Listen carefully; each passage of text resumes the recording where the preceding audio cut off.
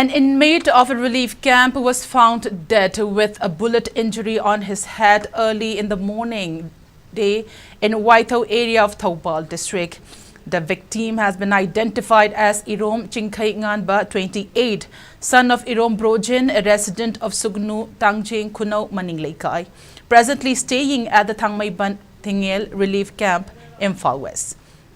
Police said the body of the Chingkai Nganba was found by commuters around 5:13 a.m. at Waithou, Sangamsang near the NH National Highway 2 Imphal More Road under the jurisdiction of Lelong Police Station. Police said the deceased received a bullet injury on his head and an empty cartridge of 9mm ammunition was recovered near the body. A team from Mobile Forensic Science Laboratory conducted a spot inquiry.